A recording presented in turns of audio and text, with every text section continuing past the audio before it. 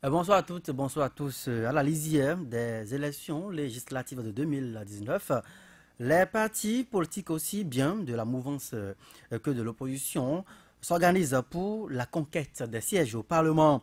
Qu'ils soient en exil hors du pays pour d'autres raisons, des Béninois donnent aussi de la voix et prennent position sur certains sujets de l'actualité, également sur certains faits marquant la gestion des affaires public dans leur pays. Le 13 octobre dernier, depuis Paris, l'honorable Valentin Gossou Djenota, l'élu donc de la 6e circonscription électorale, a tenu une séance avec les Béninois de la diaspora. À cette occasion, l'élu de cette circonscription électorale est revenu sur certains faits relatifs au modèle de gouvernance actuel. Je vous propose ici de suivre un extrait de l'honorable Valentin Gossou Djenota et puis on revient pour le débat. En ce qui concerne la situation politique et même la situation économique, je voudrais partir de deux postulats du chef de l'État. Donc je voudrais faire, si vous voulez, une lecture commentée. Je voudrais prendre les propres propos du chef de l'État et c'est à partir de ça que je vais faire l'architecture de mon intervention. La première, le président disait, ce qui permet à un président en exercice d'être réélu, c'est sa capacité à soumettre tout le monde.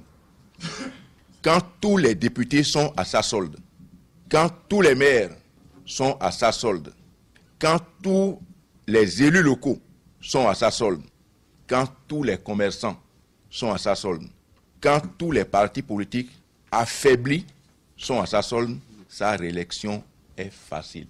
Ça, c'est le président Patrice Talon qui l'a dit. Autre propos, et ça va être le deuxième que je vais prendre, c'est le journal Le Monde qui, lors d'une interview, lui a dit exactement ceci. Monsieur, pendant 30 ans, vous n'avez pensé qu'à une chose, vous enrichir. Comment pouvez-vous maintenant garantir aux Béninois que vous allez penser à eux? Le président Patrice Talon a déclaré, c'était le 20 mai 2016, donc à peine un mois et demi après sa prestation de serment. Il a dit, ça va vous choquer. C'est une citation, hein? Ça va vous choquer.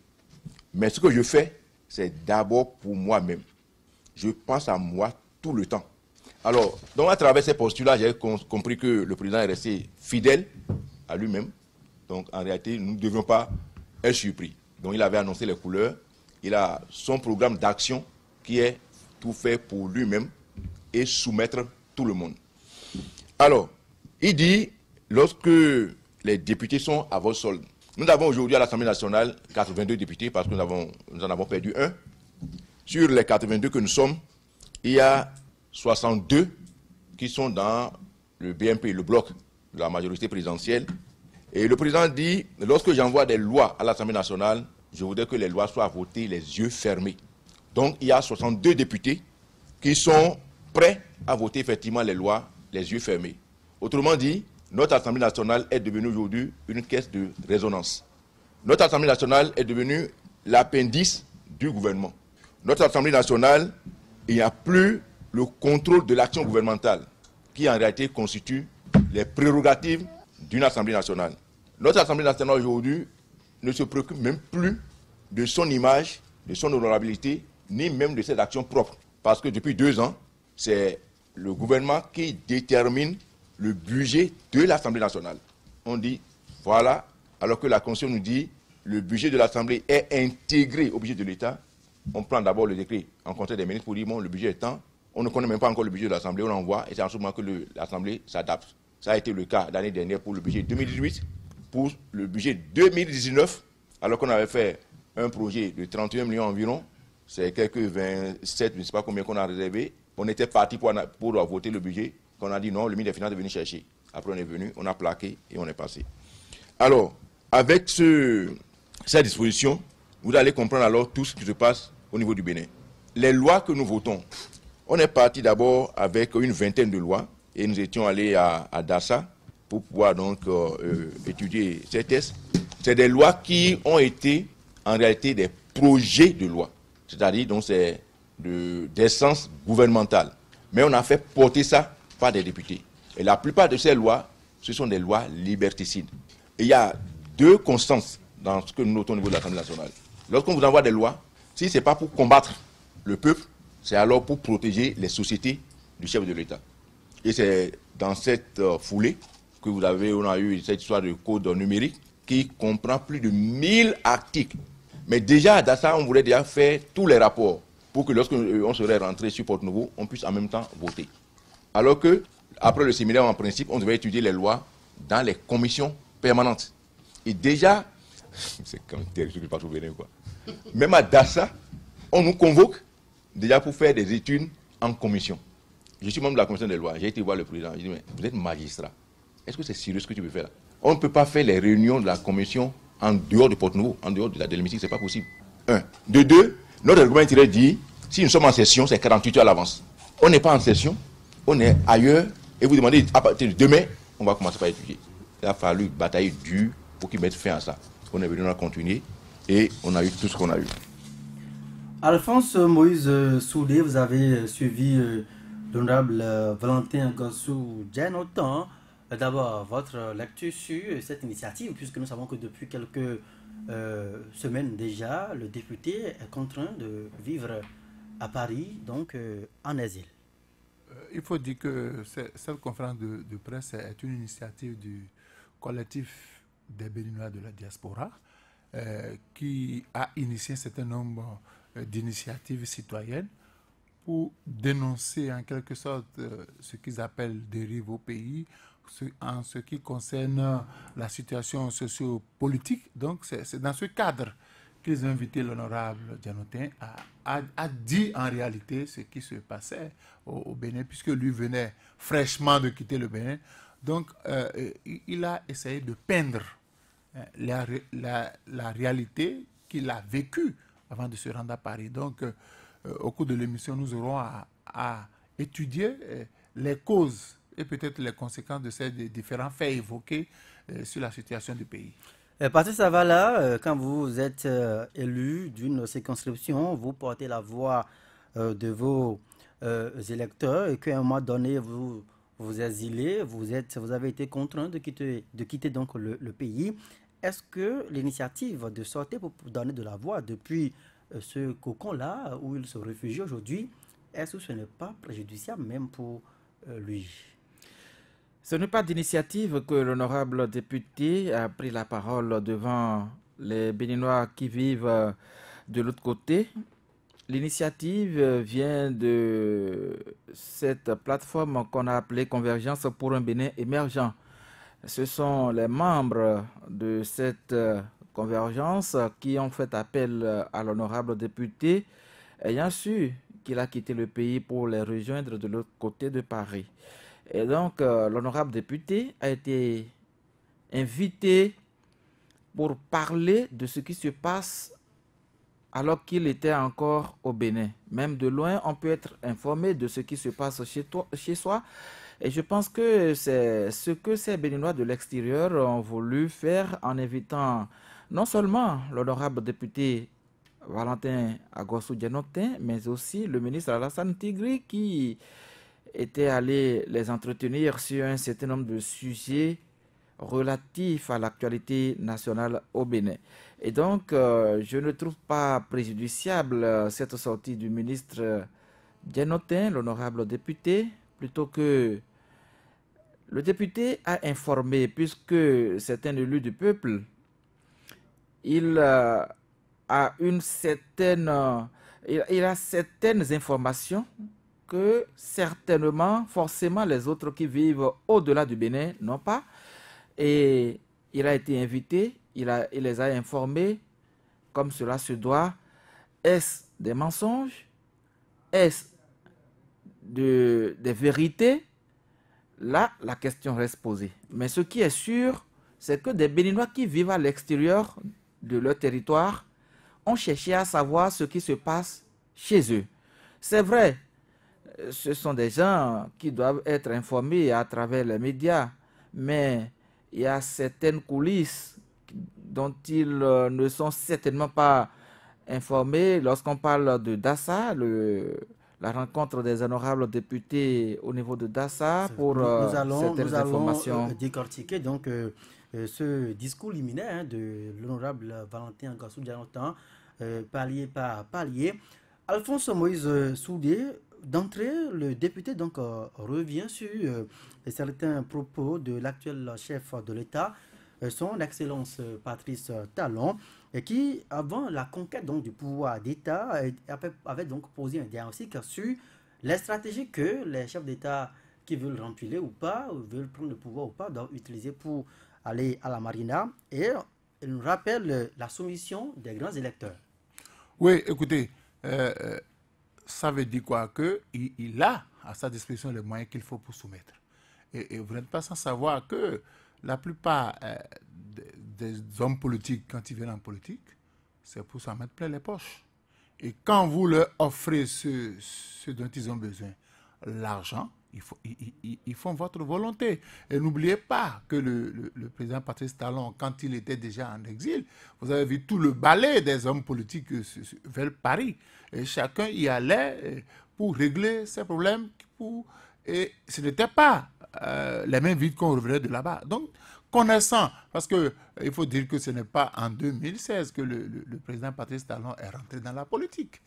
Il a été tout le temps avec Yahi, avec le président Yahi. Il faisait partie de ceux qui ont financé la campagne de Yahi. Donc, il connaît la classe politique. Il connaît le maillon faible de ces hommes politiques.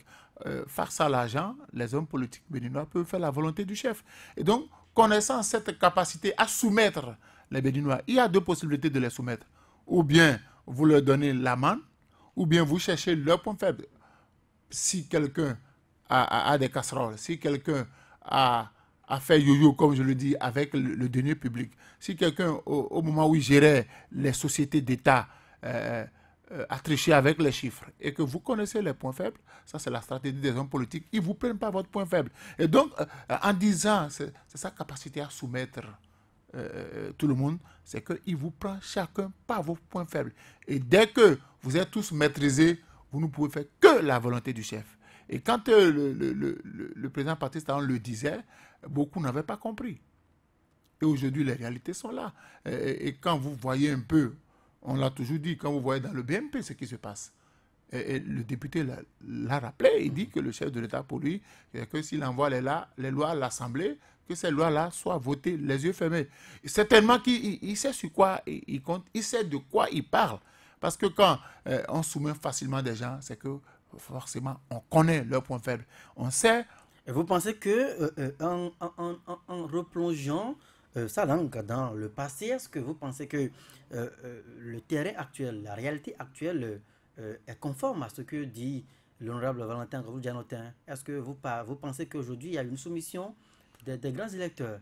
Mais oui, vous savez, d'abord, l'Assemblée nationale, 62 sur 82, ça veut dire que là, il a la majorité. On ne va pas parler forcément de soumission. Ah bon? Peut-être que c'est un soutien délibéré. Il n'a jamais... On sait comment il est arrivé au pouvoir, avec pratiquement 5 ou 6 députés au départ. Je suis d'accord. Quand on parle de soumission, quand vous ne faites pas, vous n'utilisez pas les facultés que Dieu vous a données pour analyser un certain nombre de lois. Parce que quand les lois arrivent et que le chef de l'État dit « je veux que ces lois soient votées les yeux fermés », et depuis qu'il a dit, qu'est-ce que vous avez constaté? On dirait que la capacité de réflexion de certaines personnes a diminué. Et on ne peut se trouver dans cette situation que quand quelqu'un vous tient. Quand quelqu'un vous tient, vous êtes de peur d'être écrasé, de peur que ce que vous cachez soit mis à nu. Vous faites sa volonté pour qu'ils ne vous honnissent pas devant vos compatriotes. Donc il y a des gens qui n'ont pas le choix, que de faire ce qu'on leur demande parce qu'ils se sont pris à leur propre piège. Ça, c'est aussi simple. Aujourd'hui, on parle de la CRIET, la Cour de répression des crimes économiques. Il y a des gens qui savent que s'ils ne se soumettent pas au chef, on va arriver les vieux dossiers, ils vont passer devant la CRIET et vous savez ce qui se passe là-bas. Donc aujourd'hui, cet épouvantail permet de soumettre davantage tout le monde, que vous soyez député, que vous soyez homme politique, que vous soyez responsable, si vous avez des casseroles et que vous savez toucher aux deniers publics et les preuves sont établies que lorsque vous avez été DG de telle société, vous avez détourné le bien public, c'est un crime économique et on peut vous faire passer devant la criette et vous savez ce qui se passe là. Donc aujourd'hui, c'est une manière très forte de soumettre tous ceux qui sont concernés. Il y a d'autres qui ne connaissent que le langage de l'argent. Quand on leur sait l'argent, ils font la volonté. Il faut même au-delà de ce que vous leur demandez. Donc le chef de l'État, en disant cela, a eu à collaborer avec la plupart des hommes politiques. Il a peut-être participé à l'élection de certains comme députés. Donc il connaît leur point faible. Il dit, sur ça, je vais jouer. Il est en train de jouer. Sinon, il a joué sur ça. Il a maîtrisé la plupart d'entre eux. Ceux qui résistent, on connaît aussi leur sort. Patrice Avala, est-ce que vous pensez que nous parlons de chantage politique aussi, notamment quand on finit par déceler, découvrir vos points faibles? On surfe sur ça pour soumettre davantage et, comme le disait Alphonse Moïse Soulé, on vote sur les lois les yeux fermés comme l'a demandé le chef. Je pense qu'à l'arrivée au pouvoir du président Patrice Talon, il a bien annoncé.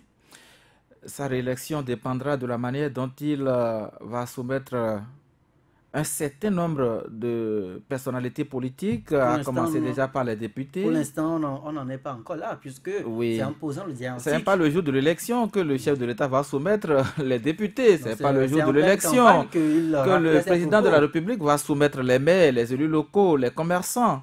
On a commencé depuis 2016. Et depuis 2016, on a eu les déguerpissements. Lorsqu'on prend par exemple les commerçants, on a eu les déguerpissements. C'est vrai, ça a participé à une certaine salubrité. Oui, mais est-ce qu'on s'est souvenu du sort réservé à ces commerçants déguerpis des abords des voies? Où sont-elles, où sont-ils aujourd'hui, les bonnes dames, ces messieurs qui vendaient au bord de nos artères? Où sont-ils aujourd'hui? Est-ce qu'ils ont encore de la voix? Est-ce qu'ils se sont prononcés après leur déguerpissement? Vous pensez que c'est une façon de la soumettre? C'est une soumission. On les a déjà. On a tenu cette capacité, la pollution esthétique de la ville. On a quand même embelli la ville. J'ai commencé par dire que cela participe de la salubrité du pays. Parce que, oui, il y a certains comportements que le Béninois a acquis des années durant, que du jour au lendemain, on lui a demandé de se départir de ça. Mais les bonnes dames, les messieurs dont vous parlez, ce ne sont pas forcément les grands électeurs qui intéressent le chef de l'État. Mais c'est quand même un maillon de cet électorat dont nous parlons aujourd'hui. C'est un maillon de l'électorat béninois. Les bonnes dames, les messieurs qui vendaient aux abords, ils ne sont pas des électeurs béninois. Ce sont des électeurs béninois. Ils ont été déguerpis. Aucun d'eux n'a monté au créneau pour dénoncer quoi que ce soit. Bouche fermée. Alors, on quitte ce palier et nous allons à l'Assemblée nationale. Le député l'a dit, 82 députés aujourd'hui. Sinon, si même on prend les 83, le décès qu'il a eu au sein de l'hémicycle, il appartient au bloc de la majorité présidentielle ou parlementaire. Donc, ils étaient 63. Alors, 63, on a dit, ils votent des lois comme demandé par le chef de l'État. Je ne suis pas député, c'est un député qui le dit. Mais ce que je sais, c'est que le chef de l'État a dit, c'est sa manière de tenir les grands électeurs. Est-ce que si nous prenons ces députés, ne sont-ils pas des grands électeurs? Non, ça, il y a des chefs de parti à l'Assemblée nationale. C'est vous qui analysez. La plupart de ces députés appartiennent à des courants politiques. Et on a des chefs de parti. Les députés ils viennent d'une formation politique. Même si tous les membres, tous les militants et militantes d'une formation politique ne peuvent pas être élus à un scrutin, ceux-là qui sont à l'Assemblée nationale viennent des partis politiques et donc, par voie de conséquence, de la façon dont on les tient au respect face à certaines lois qu'ils votent les yeux fermés, si je m'en tiens au propos de l'honorable député, peut m'amener à dire contient également leur formation politique. Mais Patrice Zavala, ici c'est quand même curieux. Et quand vous orientez votre analyse de cette façon, nous avons en face des propositions de loi et non des projets. Des députés portent des lois et étudient ces lois-là à l'hémicycle et votent. Il y a quand même séparation des pouvoirs. J'espère bien que vous avez le contact d'un certain nombre de députés avec qui vous échangez, si ce n'est pas des débats publics au niveau de l'Assemblée nationale. Et on sait quel est le langage que l'honorable député tient lorsqu'il est hors de l'hémicycle. Non, mais on ne va pas se voiler la face lorsqu'on dit aujourd'hui. Un instant, même quand vous parlez de propositions, il y a des députés qui sont auteurs de propositions, mais qui posent des questions sur les lois qu'eux-mêmes ils ont introduites dans l'Assemblée nationale. C'est quand même curieux. Je suis auteur de la proposition. Ça veut dire quoi? Que je maîtrise tout ce qu'il y a dans le document. Mais on surprend ces députés-là poser encore des questions aux autres parlementaires ou aux représentants du gouvernement pour comprendre. Non, peut-être que après les explications, d'autres experts à sur le contenu, de ce que j'ai proposé. Joël, arrêtez. Non, mais je vois Joël en difficulté pour défendre ce qu'il est en train de défendre. Je ne peux pas introduire un document, c'est-à-dire que le document, je l'ai rédigé peut-être avec une équipe technique. On m'a expliqué de la première majuscule jusqu'au dernier point. Donc, les yeux fermés, je peux dire ce qu'il y a dans le document. Mais malheureusement, même si c'est de 1000 pages. Malheureusement, on me surprend en train de poser des questions sur le document que je suis censé avoir rédigé. Voyez-vous, ces situations nous amènent, Joël Togbé a dit que le vœu du chef de l'État se réalise. Puisque nous sommes là, nous constatons, nous ne sommes certainement pas à l'hémicycle, nous ne sommes pas des députés. C'est un député qui a fait ces révélations, c'est un député qui, ayant vu la manière dont les choses se passent au sein de l'hémicycle, a informé les compatriotes qui vivent à l'étranger. Alors aussi, Valentin Gassou-Diamantin, il dit qu'il y a deux tendances, que les lois qui sont votées, puisque lui-même, en tant que député qui est siégeant donc au Parlement, qui accuse les députés donc du BMP de voter les lois les yeux fermés, de faire la volonté du chef. Il dit que la plupart de ces lois sont des lois, je le cite, des lois liberticides et des lois qui sont de nature à combattre le peuple. Vous avez la même impression que si vous prenez par exemple cette loi, le code électoral, je pense dans les articles du code électoral, nous avons l'histoire du quitus fiscal. Est-ce que vous êtes sûr qu'un homme politique peut de son propre chef donner l'onction à un gouvernement de lui délivrer un document? C'est vrai, on a parlé de quitus fiscal, c'est un seul individu. C'est un seul individu qui va signer ce quitus fiscal pour tous les Béninois. Et nous sommes en politique. Volontairement, des députés qui sont appelés à voter des lois l'ont voté. Ce qui est sûr, nous attendons de mettre la mise en exécution, la mise en pratique de cette disposition de la loi. Au-delà de ce quitus fiscal, il y a beaucoup d'autres choses. Que si le député, en tout cas de mon point de vue, était libre de ses mouvements et représentant le peuple, ne saurait donner son onction sans piper mot. Et Alphonse Moïse Soudé vient de le dire. Des députés qui viennent en séance plénière poser des questions sur des lois dont ils sont porteurs. Vous ne voyez pas que c'est curieux? On ne peut pas se voiler la face parce qu'on voit ensuite l'actualité. Et lorsqu'on suit l'actualité, il est hors de question que je sois porteur d'un document. C'est moi qui l'ai rédigé. Peut-être pas mon secrétariat, pas des experts en la matière, mais qui sont censés me l'expliquer. Donc, je porte un document au nom de la République parce que je sais ce qui est à l'intérieur de ce document-là.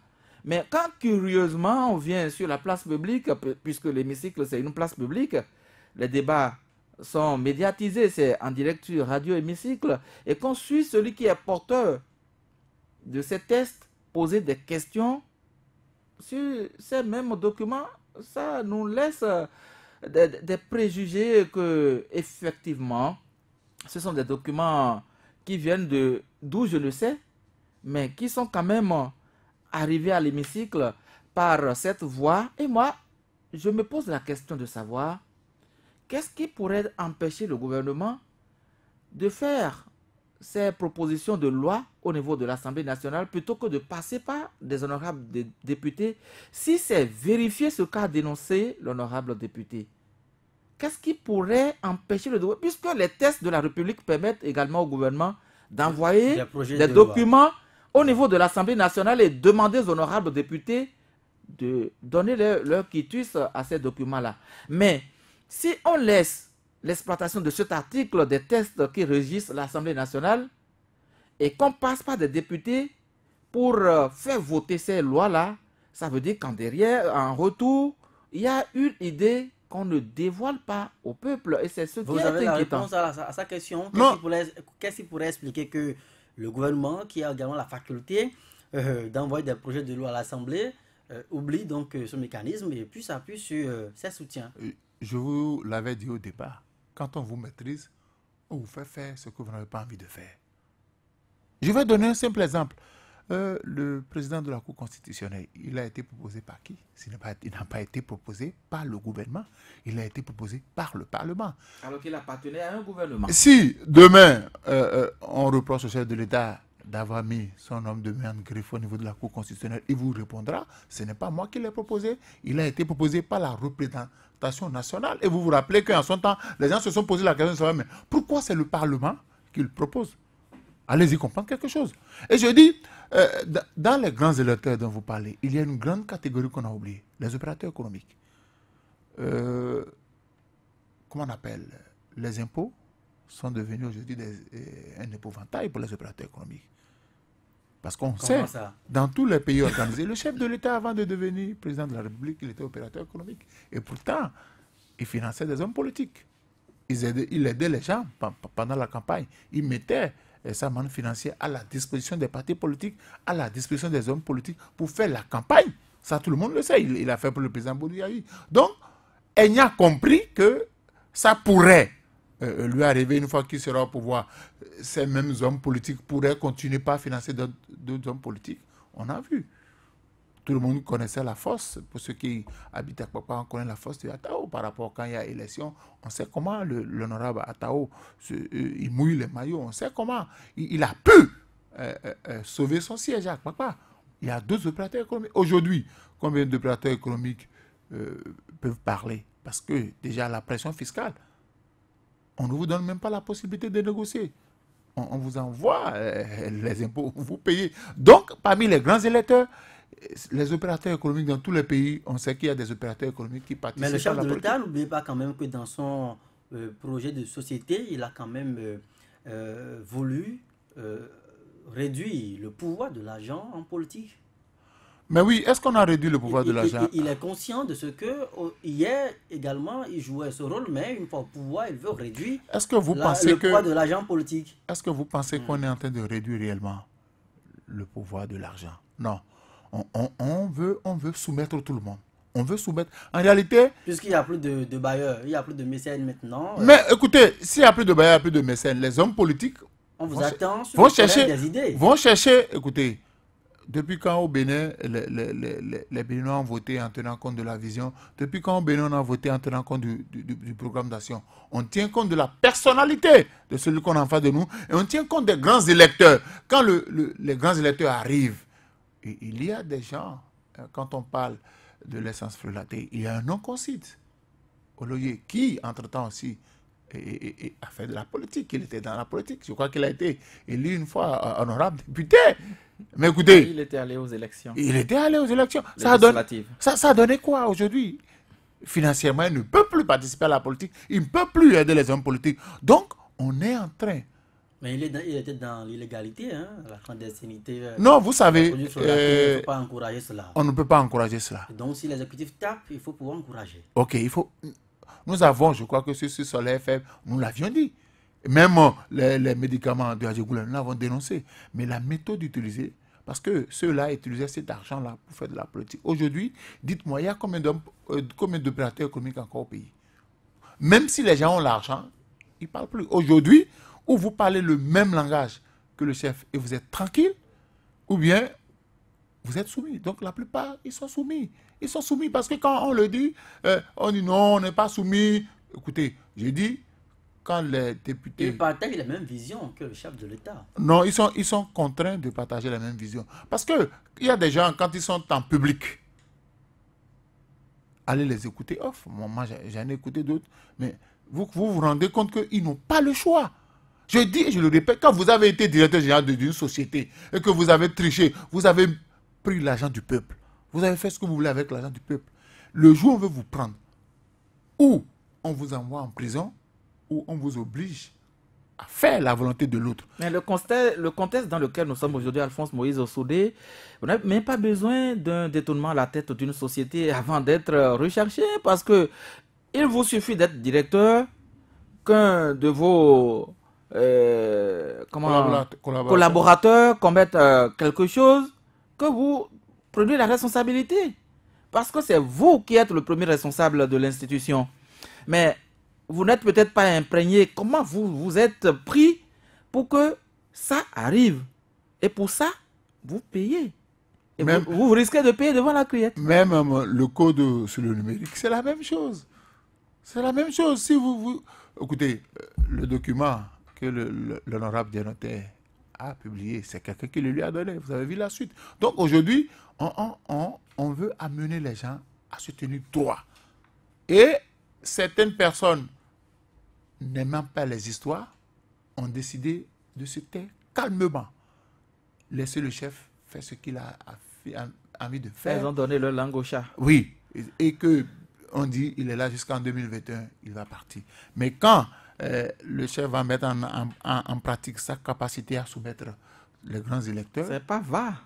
Il est en train, ça veut dire que en 2021, c'est un boulevard, ça va passer.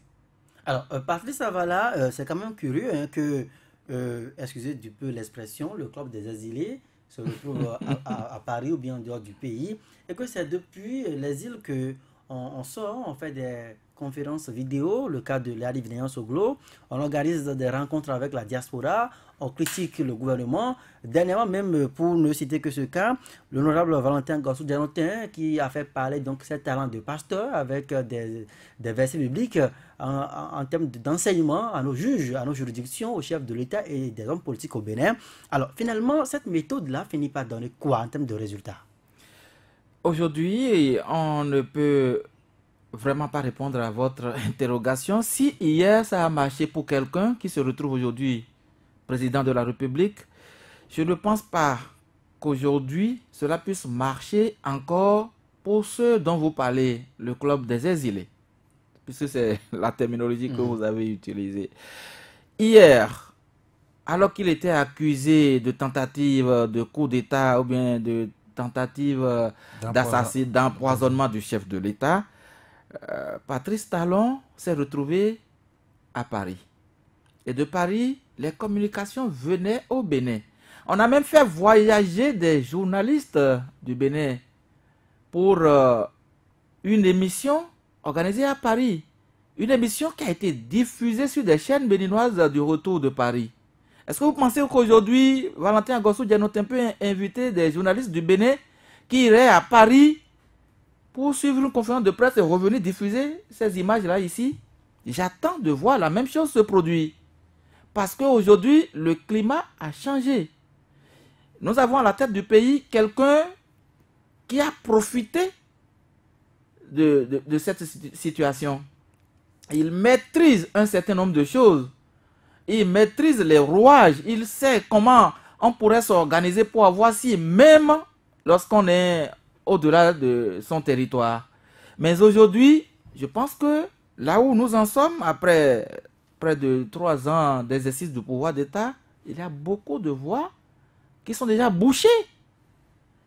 L'exercice auquel nous adonnons ici, Joël, combien de médias le font au Bénin? Et vous savez quelles sont les critiques sur Soleil FM lorsque vous vous retrouvez avec ces confrères-là. Mais dans ce climat, comment vous pouvez penser que de l'exil où il se trouve, ça pourrait encore marcher aujourd'hui? Je Donc ne vous pense trouvez pas. que la J'attends de stratégie... voir la réalité. Mais ils n'ont plus d'autres moyens aujourd'hui que de faire ce qu'ils sont en train de faire là. Parce que, étant en exil, cela ne veut pas dire qu'on ne suit pas l'actualité dans son pays. De leur exil, ils peuvent toujours se prononcer comme le président Patrice Talon, alors citoyen béninois, s'était exilé à Paris et s'est prononcé à travers les médias. Sauf qu'en son temps, lui, se faisait un peu moins discret. Hein. Moins discret comment? Lorsque RFI demande une interview, vous avez suivi les interviews de RFI que nous suivions en ce moment-là. On a eu nos confrères qui sont allés, les télévisions. Mais on n'a pas suivi Patrice Talon pendant les premières heures de son exil devant des Béninois de la diaspora. Chacun va de sa stratégie. Chacun va de sa stratégie pour parler d'un gouvernement. C'était sa stratégie, Patrice Talon, pour parler du gouvernement du président Boni Yayi.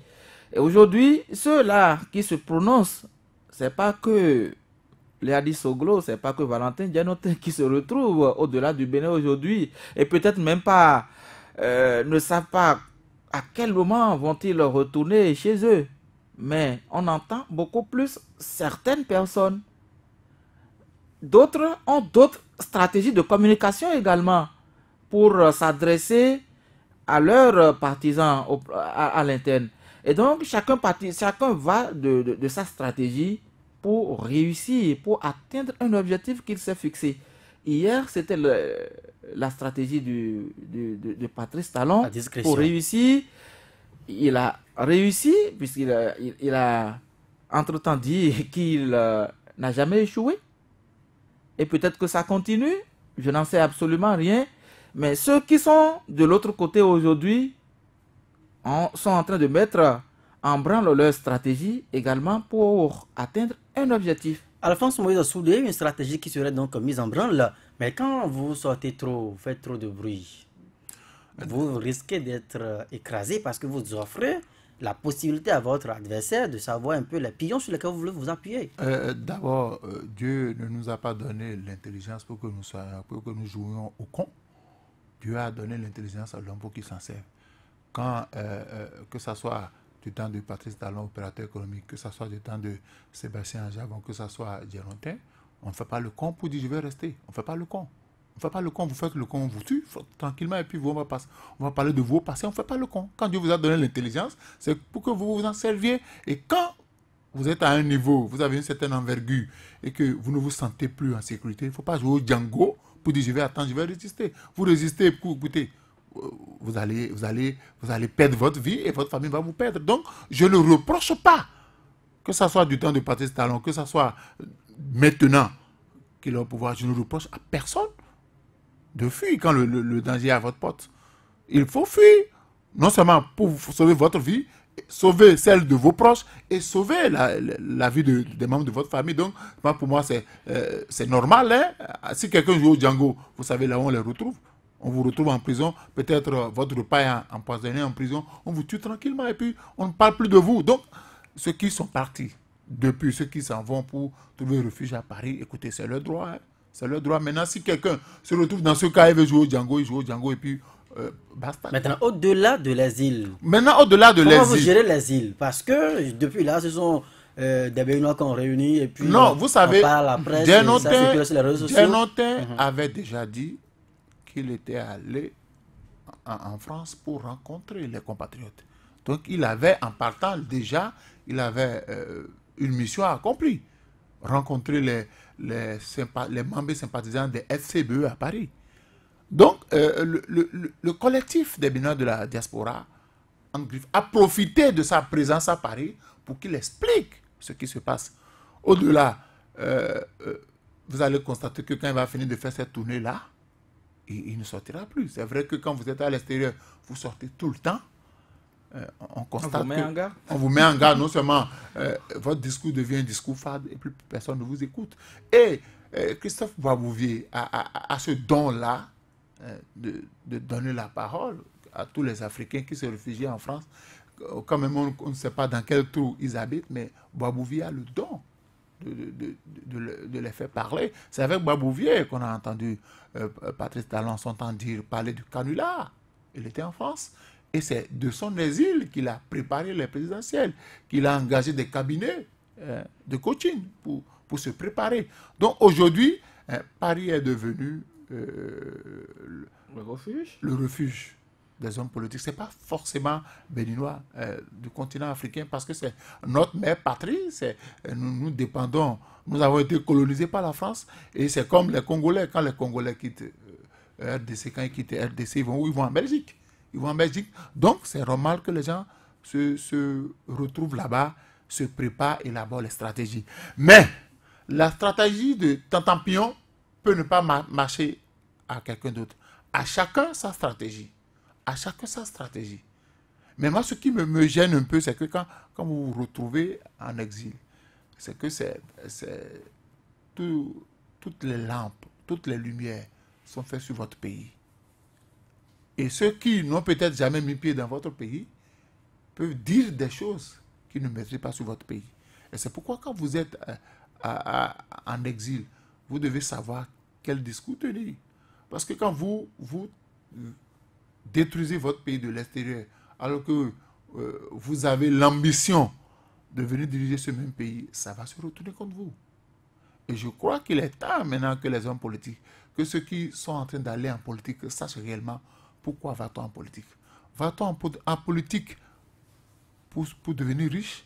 Va-t-on en politique pour faire le bonheur de son peuple? Ou va-t-on en politique pour soumettre tout le monde? Parce que depuis un certain temps, les hommes politiques, ça ne parle plus. La société civile que nous avons vue au temps de Yahi touche pas ma constitution. L'ONG est là. Après, on a vu sous Yahi les gens qui ont parlé de mercredi rouge ou sur des mois, on a dénoncé un certain nombre de réalités du pouvoir de Yahi. Mais depuis un certain temps, plus personne ne parle. Plus personne ne prend le risque de parler. Ça veut dire quoi? On a soumis beaucoup de personnes. On a soumis beaucoup de personnes, soit par la peur, soit par l'argent, soit on leur montre tous les péchés qu'ils ont commis dans le passé pour dire, si vous ne vous taisez pas, vos péchés vont vous rattraper. Et comme certaines personnes ne veulent pas que leurs péchés soient exposés à la face du monde, ils sont soumis. Ils sont soumis. Et maintenant, qu'est-ce qui va se passer? Et combien d'hommes béninois sont en politique qui n'ont pas de casserole? Ils ne sont pas nombreux. On a même dit dans ce pays que le Parlement était devenu le refuge de ceux qui avaient fait yo-yo avec l'économie béninoise. Et quand quelqu'un vient au pouvoir, quand quelqu'un de la touche a observé tout cela, connaît les points forts et les points faibles des uns et des autres, ne lui interdisez pas de surfer sur ces faiblesses-là. Et c'est ce qui se passe. Donc, quand quelqu'un dit un slogan que nous avions tous banalisé, surgir, agir et disparaître. On a répété pendant la campagne, beaucoup l'ont répété. Ça collait au mandat unique. Hein? Ok, surgir. On surgit. Et agir pendant 5 ans. On surgit quand on n'est pas attendu. Pourquoi pas pendant 10 ans? Pourquoi vous dites pendant on surgit. Non, mais c'est pas moi qui le dis. Le chef de l'État a dit mandat unique. Ok. Surgir, non, mais on dit. Et le même chef de l'État a dit votre réélection dépend de votre capacité à soumettre les grands électeurs. Et les grands électeurs sont en train d'être soumis. Ce qui veut dire que j'aviserai qu'on a entendu va se concrétiser en 2021. Le chef de l'État va se représenter forcément parce qu'aujourd'hui, il a pratiquement... Vous êtes un peu péremptoire. Non, on a déjà... Trop affirmatif. Et Joël... J'aviserai. Il y a beaucoup de boulevards. Non, Joël. D'horizons qu'on peut vous voyez... Avec cette phrase-là. Nous sommes au pays depuis le vote du code électoral. Vous voyez déjà comment ça s'organise sur le terrain. Tout le monde veut se retrouver avec le chef de l'État. Mais il y a certains qui savent qu'ils ne se retrouveront pas avec le chef de l'État et qui sont en train de courir peut-être déjà vers du côté de l'opposition pour être positionnés. Parce qu'ils estiment que leur avenir se trouve au Parlement. Si leur mandat n'était pas renouvelé, s'ils ne revenaient pas au Parlement, la criette leur fera la fête. C'est aussi simple que ça. Et Dianoté l'a dit. Il dit, la criette a été un instrument installé pour diviser, fragiliser l'opposition. C'est aussi simple parce que si on vous repose des choses, la criette vous convoque et puis c'est fini pour vous. Si on vous donne 15 ans, 20 ans, on va vous mettre à Cotonou, à Natinikou, à Parakou, ou bien à Misérité. Et ça ne finit pour vous de la politique. Vous ne ferez plus la politique. Vous ne ferez plus de la politique. C'est sous un président que Fagbon, depuis la prison, a été élu. Ça n'arrivera plus. Ça n'arrivera plus. Quand vous analysez un peu la situation, quand vous écoutez les hommes politiques, il y a des gens qui devraient parler dans la société, qui ne parlent pas. Il faut vous poser des questions, pourquoi cela ne parle plus? Qu'est-ce qu'il y a? On a vu la société civile où les gens, autant de Yahi, dès qu'il y a un petit événement, le lendemain, tout le monde parle. Tout le monde parle, la presse dit à boulet rouge. Aujourd'hui, ce n'est pas la même chose. Donc, les réalités ont changé. Celui qui est au pouvoir a mis toutes les stratégies en place pour maîtriser les grands des électeurs. Et il a réussi. Et Patrice Avala, est-ce qu'il y a de soumission sans volonté? Quand Alphonse Moïse parle de tout le monde a été soumis et tout ceci, il faut accepter d'être soumis pour être soumis. Lorsque vous regardez nos hommes politiques, je pense qu'aujourd'hui, ils n'ont même pas de volonté. Si on dit c'est soumission, c'est que c'est soumission. Il n'y a pas de réclamation à faire. Parce que pour la plupart, ils ont des dossiers que vous et moi, nous ne maîtrisons certainement pas. Même lorsque vous n'êtes pas dans la politique, regardez un peu, même au sein de la minorité parlementaire, on attendait que Valentin Agosou Djanotin et Guy Mitokpe, pour la plupart du temps. Et lorsque vous prenez les deux, Valentin Agosou Djanotin avait dit « Je n'ai pas peur de la prison. Vous voulez m'emprisonner? Emprisonnez-moi. » Même si aujourd'hui, il est hors du territoire, je pense qu'il avait tenu ce genre de langage. Mais lorsque vous prenez Guy Mitokpe, par exemple, il a géré quoi au Bénin? Quel dossier peut-on lui réveiller aujourd'hui? Il a géré quoi? Il n'a rien géré. C'est aujourd'hui qu'il est honorable député. Et à l'Assemblée nationale, il ne gère absolument rien. Et il joue son rôle au sein de l'hémicycle. Son rôle, c'est de donner son opinion sur un certain nombre de dossiers qui viennent sur la table des honorables députés. C'est de rompre avec le silence qu'on constate au niveau de certaines catégories de députés, parce que l'homme se dit qu'on fouille derrière moi, on n'aura aucun dossier. Mais dans le reste des députés, qui apparaît aujourd'hui comme l'honorable Guy Mitokpe? Je pense que pour la plupart, ils ont géré des affaires publiques. Et lorsque vous avez géré des affaires publiques, que vous soyez trempé dans un dossier ou pas, il suffit, comme le disait Alphonse, que vous soyez, par exemple, directeur d'une institution, qu'un de vos collaborateurs, un agent qui a travaillé sous vous, commette un impair, que cela vous revienne. Il y a plus d'autres explications pour ça, parce que vous êtes le directeur du moment. Qu'est-ce que vous avez fait pour empêcher que ça se passe en ce moment-là? Si vous n'avez rien fait, ça veut dire que vous avez été complice de ça. Et le complice a aussi son sort devant la loi.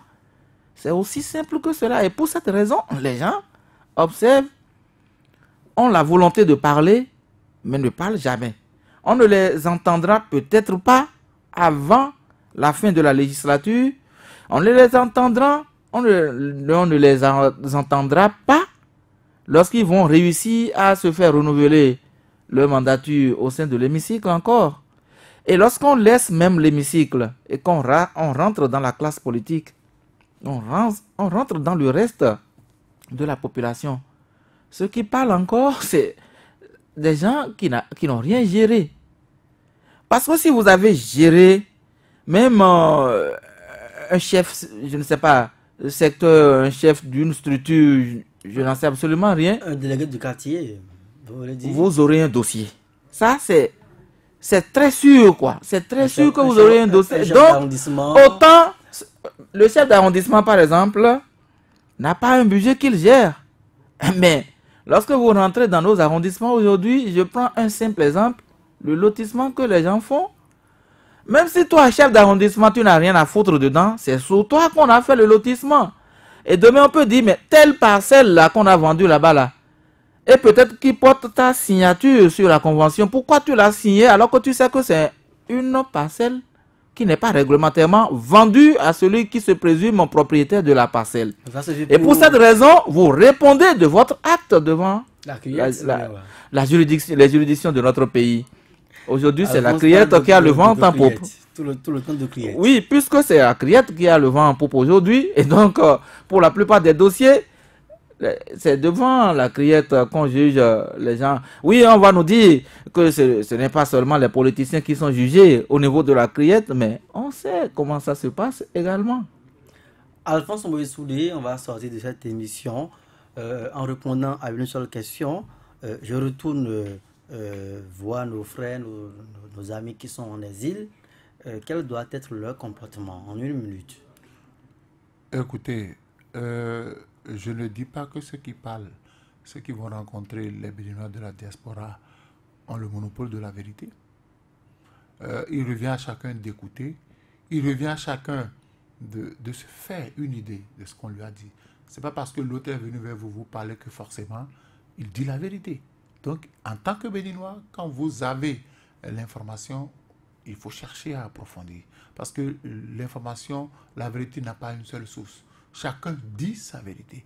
L'honorable Dielotin a rencontré le collectif des Béninois de la diaspora. Ils ont eu sa version des faits. Et forcément, il y a d'autres Béninois qui font régulièrement aller-retour Cotonou-Paris-Cotonou, qui peuvent leur donner des informations. Et c'est après cela qu'ils vont se faire leur idée. Il ne faudrait pas qu'on reste braqué sur l'information donnée par une seule personne. Ça pourrait, parce que quand ça se passe comme ça, on pourrait profiter pour manipuler tout le monde. Patrice Savala. Oui, et je voudrais dire que, étant béninois de l'extérieur, cela ne voudra pas dire qu'ils ne suivent pas l'actualité dans leur pays. Ce n'est pas seulement ces personnalités qui les rencontrent à l'étranger qui les informent. C'est vrai que ils ont une certaine information au niveau de ces personnalités parce que ce sont des gens qui sont dans la chose politique et donc maîtrisent des informations. Mais il n'y a rien qui se passe ici au Bénin sans que ceux qui vivent à l'extérieur ne soient informés.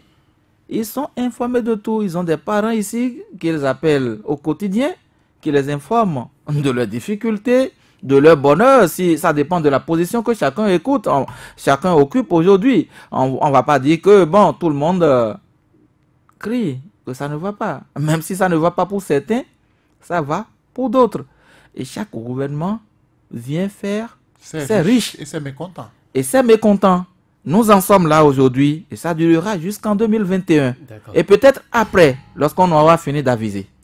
Merci donc à vous deux, Patrice Savala, Alphonse Moïse-Soulé. Merci aussi aux techniciens, Georges Pono qui est venu remplacer Adrien Akadia. L'intégrale, ça en est fini donc pour ce soir. À demain.